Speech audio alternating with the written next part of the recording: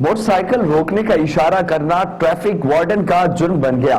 فیصل آباد میں منچلوں نے موٹر سائیکل ٹریفک وارڈن کو دے ماری، تشدد کا نشانہ بھی بنایا۔ ٹریفک وارڈن عمیر زخمی ہو گیا، اسپتال منتقل کر دیا گیا۔ پولیس نے موٹر سائیکل سوار 3 ملزمان کو حراست میں لے لیا۔ آپ کو بتاتے چلے کہ موٹر سائیکل روکنے کا اشارہ کرنا ٹریفک وارڈن کا جرم بن گیا۔ فیصل آباد میں منچلوں نے موٹر سائیکل ٹریفک وارڈن کو دے ماری، تشدد کا نشانہ بھی بنایا گیا۔ ٹریفک وارڈن عمیر زخمی ہو گئے، جبکہ زخمی حالت میں اسپتال منتقل کر دیا گیا۔ پولیس نے موٹر سائیکل سوار 3 ملزمان کو حراست میں لے لیا۔ آپ کو بتاتے چلے کہ فیصل آباد میں موٹر سائیکل روکنے کا اشارہ ٹریفک وارڈن کا جرم بن گیا ہے۔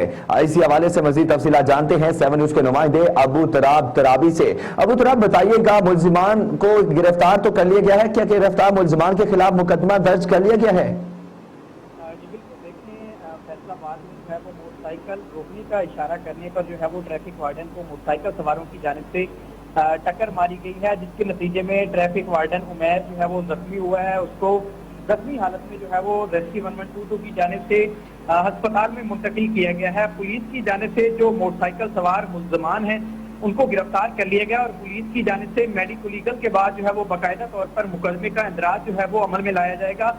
ملزم جو ہے ان نے جو ہے وہ ٹریفک وارڈن نے رکنے کا اشارہ کیا سگنل پر، تو انہوں نے وہاں سے موٹر سائیکل بگائی۔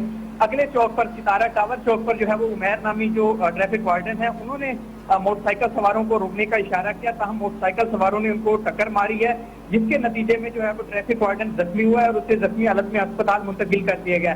تھانہ سول لائن پولیس نے جو ہے وہ ملزمان کو، تینوں ملزمان کو جو ہے وہ حراست میں لے لیا ہے۔ جو ملزمان ہیں ان میں عبد الرحمان، رانا جنید اور محمد کاشف شامل ہیں، اور انہیں جو ہے وہ تھانہ سول لائن جو ہے وہ منتقل کر کے پولیس کی جانب سے قانونی کارروائی کا آغاز کر دیا گیا۔ پولیس کی جانب سے قانونی کارروائی کا آغاز کر دیا گیا ہے۔ ابو تراب ترابی آپ ہمیں تفصیلات سے آگاہ کر رہے تھے، آپ کا بے حد شکریہ۔